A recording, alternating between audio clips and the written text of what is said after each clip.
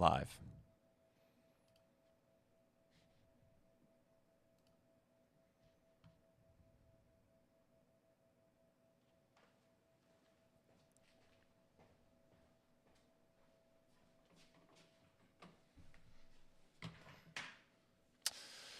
All right, Nick. Another fun day. Casey's He's gone.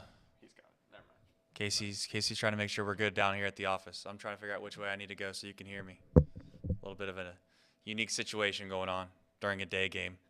Might have to run home and start doing these bad boys, but I figured after the first inning I wasn't going to go anywhere.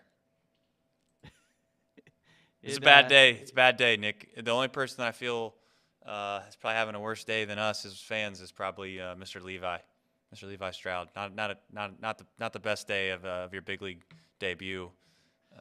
Your overall thoughts? I don't want to say concerns because I don't know if there's any, but what do you take away from this? Just, the Reds got outplayed by a much better team. I mean, I think the Rays just have better pitching. They have better hitting. I mean, just, top to bottom, I think they're just a better team than the Reds. And, yeah, it was tough to watch Stout today. He just got crushed in the first inning. I mean, to his credit, he hung out there. He got through 4 innings. Somehow made it through 4 innings. Only allowed 1 run the rest of the way. But yeah, I think our concerns with looking at his AAA line in his last start, where he only lasted like 2 2/3 and gave up a couple home runs, were, just right there. It just doesn't look like he's ready right now for the show. And I think that's why you're going to see more starts from guys like Sessa, trying to bridge the gap to this next group of prospects. Yeah, I see Sir Boy in the chat's not happy right now. I did not get a chance to see what happened in the 9th inning. We'll get into that at the very, very end. But I do want to run through somewhat of a box cap recap. Levi Stroud got absolutely torched in the first inning, and then, the bullpen, say whatever you want about them, but when you ask them to come in as early as they do so many times, they did a relatively decent job. But again, I'd also say, listen, as much as we want to get on Levi and as much as we want to complain about the fact that he had a poor start and we've been out of it, we've been out of the game right, before we even got a chance to hit in the first inning, the game was already over. It felt like this offense scored 0 runs. So if we would have lost 1-0, would we feel better? I almost think we'd feel worse. Could be wrong, but this offense today was a pretty bad lineup. Let's be honest. It's not a very good lineup.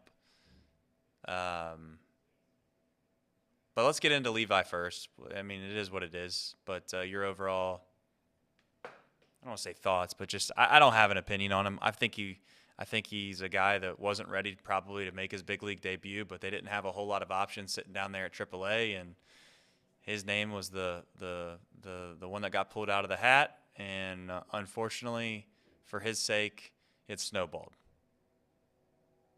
Yeah, just, it wasn't his day. His pitches weren't, he's a guy that has to locate his pitches well. And, the first couple were, poorly located. And, Tampa's a good lineup and they're going to make you pay. And, we've seen plenty of guys come up and get torched in their major league debuts and then, able to go back and work on it. So, I guess, you hope his confidence isn't too shredded from this. You could see definitely how it could be, but you hope he, says, all right, well, hey, now I know what I got to work on. Kind of like in a lesser degree, Brandon Williams and like with spring training, like, hey, right, you've got some stuff to work on. Yeah, I mean, I think it's why you really need these guys like Luke Weaver, who's going to be pitching tomorrow, to step up and be just decent, be just average for this team, just to kind of give you something. And even Luis Sessa too. You just need those guys to be close to average, just to hold the line until some of these other guys like Stout or Williamson or Abbott or Phillips a little bit further down establish themselves and work their way up to the major league level. Well, the question I have is more or less, yeah, you have some things to work on, but are these guys even? Are they just don't have the stuff? They're not good enough. At some point, everybody's told that whatever they have, they bring to the table from a physical standpoint, is just not good enough to be competitive at this level. And I'm not saying that's the case for Levi Stroud just because of one inning of baseball. I'm certainly not going to make the case that he can never come back to the big leagues and have a little bit of success. However, we're in a position now where some of these guys are going to have to start proving it at the AAA level and the big league level, and it can't just be the case of, well, maybe if they get their confidence back or maybe that they figure it out. Like, this Reds team right now clearly has a few holes, and by a few, probably a good amount, and it is what it is. We knew this coming into the season. We talked about the fact that we hope some of these young guys start to turn the corner for us. We can get some of these questions answered by the end of the year. However, right now, case in point, it is what it is. This team stinks. And they have some inconsistencies that need to be addressed. We got to figure out, as I've said time and time again, how we're going to solidify some of these positions. And shortstop's a big area of a need. I know that Barrero and Newman both got a hit today, but we're just not in a position right now, Nick, where you feel comfortable at a lot of quote-unquote key areas. And like it or not, there's 2 days out of the week, or 2 days out of every 5 games, if you will, that we're hoping that a guy goes 4 innings. I mean, that's where we're at. And that's, like it or not, that's all we ask for. I think I think that if Weaver goes out and throws 5 innings, gives up 4 runs, run him out there again, baby. That's how bad this has gotten. And for all the haters, for all the people that are going to say, it's doom and gloom, this team's never going to be good. I'd hope to think that the front office is going to figure that out. If we get a team that is going to be competitive enough to be considered a playoff lineup worthy team, and when I think that's my main focus right now is like we got 3 guys we think that can compete with almost anybody. We know our 4th and 5th starters are absolutely terrible. How do we get ourselves in a position where we know when we run a lineup out there, Nick, that we can compete with the Tampa Bay Rays, right? As much as we want to make this 4th and 5th starter out to be a big deal, this offense right now has not been all that good. They had the one breakout game a few nights ago, but again, you get shut out tonight. The other night, the kid, I think it was the kid's major league debut, Nick? Second game, Taj Bradley. His second game, okay. So and he shoved it. I mean, he looked great. So we got to find a way to start being competitive again. And what that looks like, I'm not 100% sure. Right off the rip, I don't think there's answers, guys.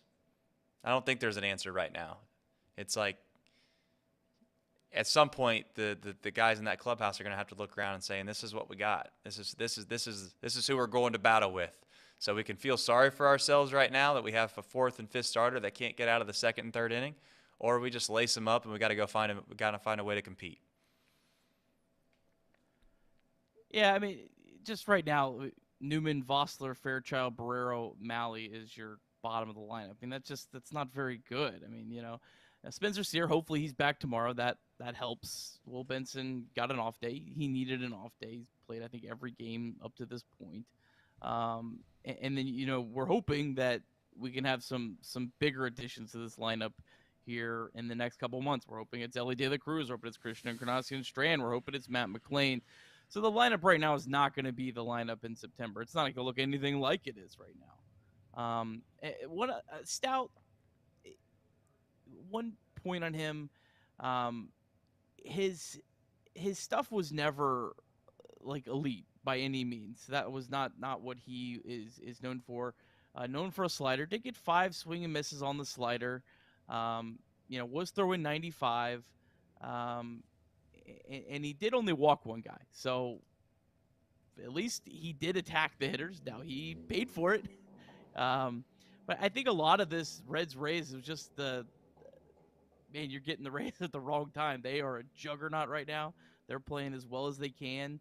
Um, you faced two really good pitchers today with Rasmussen and Fleming pitching 3 innings out of their bullpen. Fleming would be the Reds' number 4 starter, would by far the best, So they just faced some really good pitching, and look, it is what it is. And let's see what this lineup could do against the Pirates. Let's hope that can get them back on track. 4 games in Pittsburgh. If we're still having these conversations, well, the lineup looks rough on Sunday, then maybe we're really going to be, up against it here, trying to remain competitive and interesting and all those kind of things. I wish I could say that I think that's going to get better. I just don't know if that's the case. I don't know how many professional hitters there are in this lineup. And, one thing I'm a little concerned over, and has nothing to do with today, because I didn't get a chance to watch much of the game today. I watched the first 2 innings, and I quickly realized I had some work to do around this office, and I kept tabs on the score, and it never got to even be somewhat meaningful. But I'd like to see people have fun again. I know it's not fun when you're losing. But I think that's important. I'd like to see somehow the Reds can find a way to get the mojo back that it seemed like they had at the beginning of the year.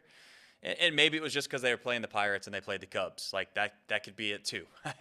Yeah, I don't want to sit here and act like that it might not have to do with the opponent, because it probably does. It probably does. And it just seems like Tyler Stevenson right now is not having fun. I can't confirm or deny that, if that makes sense, but just like I don't know. He's struggling right now. He's struggling. He did get a hit. In his last at bat, which he really, really, really needed. He's been scuffling. Jake Fraley's been scuffling. I'm not too worried about either one of those guys. I think they're just in a bad stretch. And I mean, look, the Rays, man, they have arm after arm after arm. You're not getting a whole lot of Fernando Cruz's and guys like that coming across you when you're facing the Rays. I mean, these are good pitchers. They are deep. Their last guy in the bullpen's probably be the Reds' number 2 or 3 guy. So I don't want to make too much out of a series against the Rays. It was frustrating. It was brutal to watch the last 2 days. It was as bad a baseball as I've seen, and you just hope that Pittsburgh cures all, and you can get some of that mojo back. Yeah. Well, I'm glad to see Mouse Cop had a good day. He got a chance to sit in the diamond seats, so good for Mouse Cop. I'm glad to see that he had a wonderful day. Let's see. I did. Let's run through the list real fast so we can stay on track. Let's do Sims returns. You have a piece on him, or just want to obviously make it noted that obviously he's back? Yeah, I mean, he hadn't pitched in, I think, 11 months and pitched a scoreless inning, so that was good to see. I like that David Bell gave him a really easy opportunity to come out and get your feet wet. But yeah, I mean, it's just good to see. I mean, he can really help this bullpen, which needs it, because my gosh, I don't think we've given them enough credit, like you said earlier, for the job that they've done since Sunday. 3 innings from Sessa on Sunday, 3 innings from Green.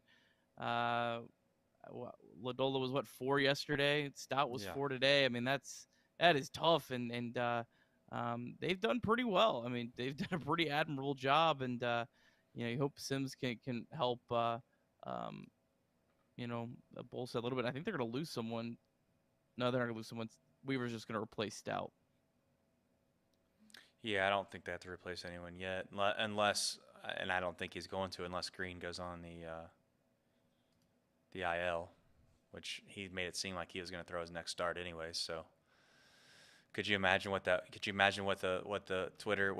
Bluebird would look like if Hunter Green didn't make his next start because he was hurt? That would be fun. Signed an injured pitcher again. What are you doing, Nick Kroll? No doubt. I almost not say I'm rooting for it, but I do think it'd be funny. I think it'd be funny. The Bluebird would be on. No. It'd be in rare form. More extensions. I like that you put this in the rundown. It was reported, I think I had seen it was reported by Charlie, and he had mentioned that Nick Krall stated that they were in talks with some other guys about extensions. He wasn't going to get into the specifics, but it seemed evident that if you're going to talk to Hunter Green about being extended before arbitration, that you're probably going to do that with a few other guys. What guys do you think that makes the most sense for, in your opinion? Well, adding to that, reading through Charlie's piece, he reported that Nick Lodolo said that he has had talks with the Reds. So that was interesting. Maybe just as interesting, Jonathan India said that he has not had talks with the Reds. And Graham Ashcraft told Charlie he would rather not say if he's had talks. So I don't really know what that means. But those were the three guys that were specifically mentioned that I guess Charlie was able to get on the record to say, where they're at. Lodolo makes a lot of sense, but like I said last night, it's going to be a much different contract structure just because Lodolo is entering free agency at 30 years old, where Green was entering at 28. So if you're trying to buy 2 extra years, you're buying Lodolo into where he's 32, and then that's going to hurt Lodolo's chance of getting a big contract when he would hit the big free agency. So I think it makes sense. It just depends on what the dollars are and what the years are. I don't think the Reds should sign Nick Lodolo right now until he's 36. But I think he would make sense. I don't think India really makes sense. I hate to say that. Again, it depends on the numbers. India's going to start getting paid here in the next couple years. So he's going to start getting paid anyway. So if we're talking maybe adding 2 extra, if we're talking an India extension that looks like Hunter Green, yeah, I'm good with that. If we're talking an India extension that's 4 or 5 years after free agency, I don't know about that. I don't know. What do you think? I think you're in a position where you hold the leverage if you're the Reds a little bit with India, because at the end of the day, he's proven that, in my opinion, he has proven that he's a big league hitter. I think that he's a guy that has value. There's no question about that. I think that the leadership role, or whatever you wish to cast upon that, how much value that brings, I don't put a ton of stock in that personally. I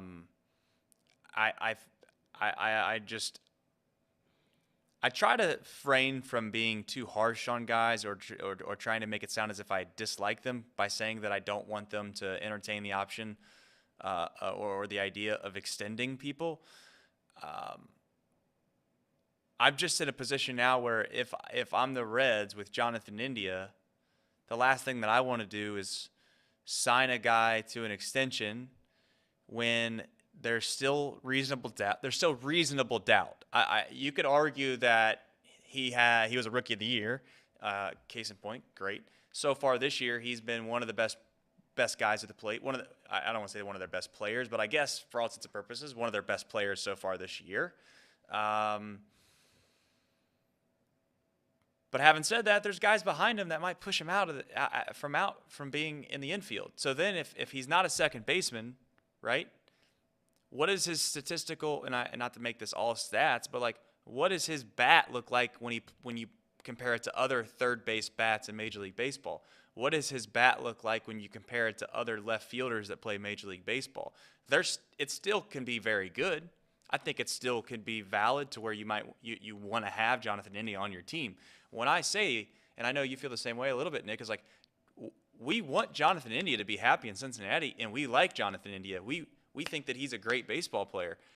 I also don't want to sit here and make it seem as if the Reds don't sign him long term, then they just don't care about the future and they don't want to pay our guys and all that. Because let's be honest. If there's a logjam right now, Spencer Steer is a great player. He looks like a damn good player. Now, he's got to prove it a little bit. But defensively, I'm taking Spencer Steer over Jonathan India. And if he can be somewhat close to the bat, then I would say Spencer Steer basically is a Jonathan India, right? Not only that, but then you add in the fact that you got the number one prospect in all of Major League Baseball that's going to come up and play shortstop. And you have a guy named Matt McClain, who everybody has pitchforks out right now saying that they want him up there tomorrow because they're tired of seeing the guys that we keep running out there at shortstop. And oh, by the way, if you want to be super positive and super optimistic, you got a guy named Barrero who tore up the minor leagues. And he's still young. He's got a chance to still be good. You could make the argument in 2 years, Barrero, like Encarnacion was. I'm not talking about Encarnacion Strand. I'm talking about Encarnacion that obviously played third base for the Reds and then moved along and went to Toronto and had a hell of a career. Like, you could argue that Jose Barrero could have some of the same type of situation that happened with Encarnacion when he was in Cincinnati, to where it just takes some guys a little bit longer to get their foot firmly implanted in at the major league level. I know the fan base is tired of Jose. I get it. I went on a tirade about Jose the other day, but I still hold out a little bit of hope that he might be able to figure it out. And that's my whole long point about why I would not extend Jonathan India, is because there's too many guys behind him that might just be just as good or push him out. And the Reds are looking at their rotation right now, probably, Nick, and they're thinking, damn, if we don't have these three guys, or if we don't have a couple of these guys, what do we have? Yeah, it's a little bit easier to find bats at Great American Ballpark. It's not as easy to find elite pitching, that's for sure. I view Jonathan India, and I would imagine if you had Nick Kroll be completely honest, he may agree with my assessment. I view Jonathan India as a guy that is a 775 to 875 OPS guy. That I view him as a left fielder. Whether he's playing second base or not, his value is like if he's a left fielder. So is that valuable? Sure. Yeah, absolutely. Would I extend a guy that that's probably going to put up around an 800 OPS that can play left field, can crush left-handed pitching? Sure. But that's where would be paying Jonathan India, would be whatever that's worth. My assumption is Jonathan India is going to view himself as a second baseman that has an 800 plus OPS, and that earns a lot more money. So I think the two sides are going to probably have a very difficult time coming to an agreement on what he's worth and not worth.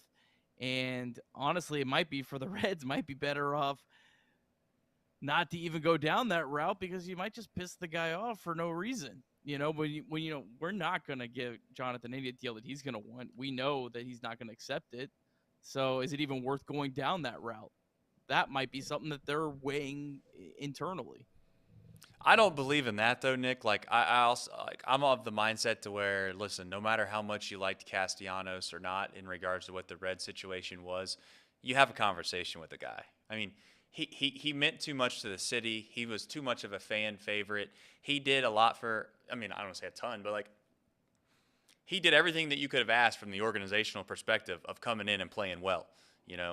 I could understand why you wouldn't even lend an offer or talk to Mike Moustakas. That would make sense to me. It doesn't make any sense that you don't even have a conversation with Castellanos. Like, you have conversations with guys just because, and they might be conversations you don't like to have. You might sit down with Jonathan India and say, listen, this is the situation we're in. Just so you know, blah, blah, blah, this is what we like, this is what we don't like, and lay it out there. And if Jonathan India gets all pissed off about that, then so be it. But I don't like this, and I'm not saying the Reds, I'm not saying the Reds 100% do this, but I don't like the idea that if you don't have interest in signing somebody or extending somebody, you don't have a conversation about it. So, when Jonathan India says he hasn't had any talks about it being extended or whatever, there's no question that bothers him. I would like to, I don't know who does that, whether that's Nick or, it should be Nick. But Nick should sit down and just say, hey, here's the situation we're in. This is what we like. This is what we don't like. And this is when we will probably try to come to the table and find out if it makes sense to be here and try to figure out if he's happy here, what it would take to re-sign him. And not to say that I'm calling India a liar, but Nick Kroll might have already done that, and and Jonathan India just is all pissed off about the fact that he didn't like what he heard, and he just want to say, no, I haven't had any contract talks. I mean, maybe I'm reading too much into the situation, but it's hard to be critical when you don't know, Nick. Or maybe the Reds have said, hey, we're looking at locking up pitching first. Like, that could also just be, we're looking at the pitching first, and there was no one else reported position player-wise that they've been talking to. So, maybe that's just kind of in their mind. That's a pretty easy out if you're taking that approach, Yeah. Is it too much just to ask, though, Nick, to be like, hey, and maybe they don't want to do this because they don't give a rat's ass about people's feelings. But I would at least entertain the offer of going to Jonathan and saying, listen, we like you in a Reds uniform. We appreciate what you're doing here. You were you were Rookie of the Year, for God's sakes. Don't take this personal, but we want to try to shore up these things first, and then when we get this stuff shored up, we're willing and ready to have a conversation. And maybe they've had something like that. Maybe they've said, yeah, Jonathan, we like you, but you're gonna have to, I could have totally seen them having a conversation with him before the season. Hey, we're giving you one more year at second base. We want to see, how you can improve defensively. We look at the numbers. They show them the numbers. It rates you as the worst defensive second baseman in baseball. And so maybe that is very clear, and it's just, it's more clear. But he just said they haven't had a contract talk because they've already kind of had these other talks that kind of made the contract talks very clear they weren't going to happen at this stage. Yeah, who knows who's telling? And I don't want to say he's not telling the truth, but somebody. I put it this way: it would piss me off if Jonathan India, if Nick Krall went to Jonathan India and had a conversation like that, and then you told a reporter that you didn't have any contract extension talks at all. I don't know. In my opinion, take the Graham Ashcraft approach is what I would say. And maybe that as a fan and maybe that as the public, we should root for guys to tell the truth. But I like just the concept of saying, I don't really want to get into that right now because it just doesn't make sense. Instead of being a little bit of a, like I said, and again, I don't want to say India's was doing this, but maybe I don't really like the concept of going out of your way or saying that you didn't do something just to try to stick it to ownership for not making it a priority. Yeah, and I should also point out that from Charlie's story, guys like India, Ashcraft, there was several of them that went to Hunter Green's press conference voluntarily, went up to, I think it was in the Riverfront Club, and were standing there to support him. So take that for what I feel like we should add that to this conversation, that he was, at least from all signs, was, being professional about this and supporting his teammate and all those kind of things that you would want to see. Yep.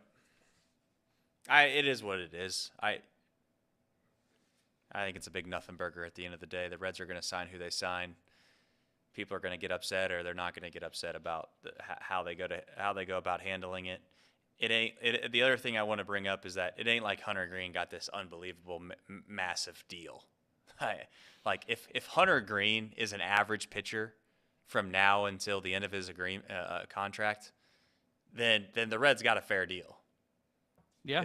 It's not like they signed him for $250 million and everyone's in the clubhouse is looking like, why did he get that and we're not even getting discussed about? Like, you'd have to be an idiot not to see the fact that both sides are kind of taking a risk. If Hunter Green is a Cy Young winner at the age of 29 years old, guess what? He signed a bad deal.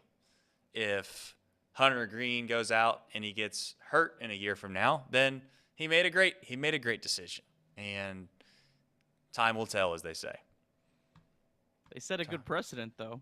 If that's your first contract, I think they set a precedent. Yeah, we're not going to give, if you want to sign with us this early in your career, you're going to be giving us, I don't want to say completely like a hometown discount, but something of that nature. So right. I did see some big capital letters of MILB player that may or may not have done something good today. Was that you? Oh, Will Benson. Yeah. He went 1 for 4. he got his first hit in AAA. He did walk though too. He did walk. He got on base twice. He scored the winning run. It was a big day for Will. He's back, Trace. He's back. Yeah. I'll tell you right now. If I was a Nick Kirby hater, and if there's not tens, there's hundreds. If not hundreds, there's thousands of them.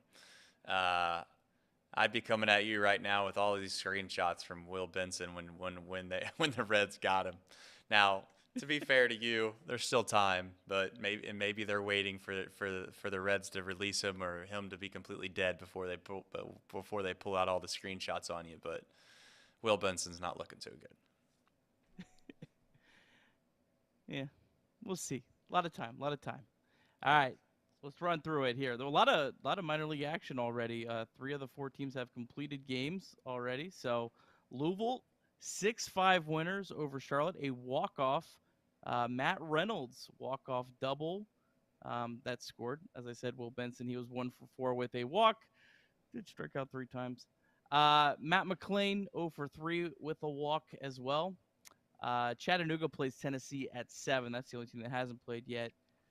Western Michigan 4-1 winners over Dayton. Not a lot good going on in that one. Austin Hendrick and oh, there it is. Austin Hendrick and Tyler Callahan were 0 for 4. Austin Hendrick struck out all 4 times, and Edwin Arroyo did not play. Trace Daytona, they were walked off today in 11. They lost 6-5 to Bradenton after the 5-0 start. They are now 5-6. Good news, though, Lyon Richardson, 3 innings pitched, 3 hits, no runs, no walks, 5 strikeouts. He was hitting 99 today. This is a guy that was a top prospect. Missed a lot of time with injury, but he's working his way back. He's 23 years old, so I think he could really fly through the system. I think they actually said when the weather warms up, which I guess is any time now, they're going to just move him up. They just wanted to start him out down in Florida. Victor Acosta 2 for 4 with a double. Sal Stewart 0 for 5, and Cam Collier did not play. There you go, Trace. Wow. On a loss, you're wearing it. Yeah, you know what they say. Nothing loss. Leaders, they lead from the front. If you're gonna support the Viking helmet, then you support it when times are tough. And you don't just pull it out when times are good. You got to be a leader, right?